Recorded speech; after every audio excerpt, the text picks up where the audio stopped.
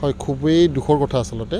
আমাৰ এগৰাকী জ্যেষ্ঠ নেতা আমাৰ ভাৰতীয় জনতা পাৰ্টি বঙাইগাঁও জিলাৰ প্ৰতিষ্ঠা কালৰ পৰাই তেখেতে দলৰ লগত জড়িত হৈ আছিল।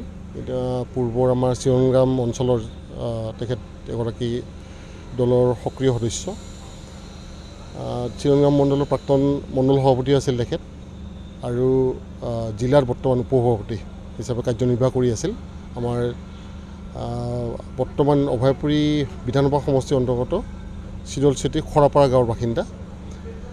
যথেষ্ট নিষ্ঠাৱান কাৰ্যকৰ্তা, সমৰ্পিত কাৰ্যকৰ্তা বুলি ক'লেও ভুল নহ'ব।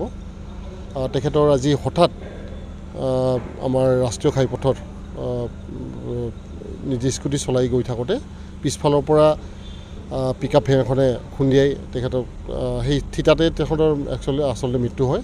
তাৰপিছত তেখেতৰ ইয়াতে হস্পিটাললৈ লৈ অহা হয় তেখেতক, আৰু ইয়াতে চিকিৎসকে ইতিমধ্যে ঘোষণা কৰিছে মৃত্যু হোৱা বুলি।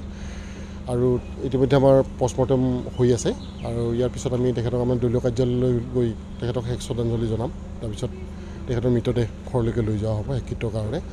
কিন্তু খুবেই আঘাত পাইছোঁ আমি, সকলোৱে দুখিত, মৰ্মাহত তেখেতৰ কাৰণে।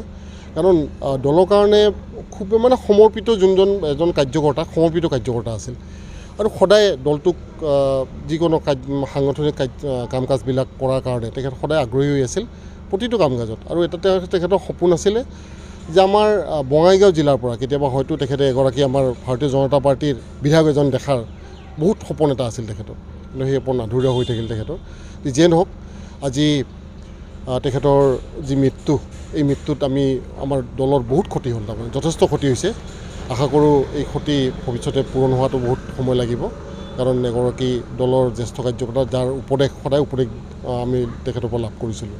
গতিকে আমি খুবেই মৰ্মাহত আজি ভাৰতীয় জনতা বঙাইগাঁও জিলাই।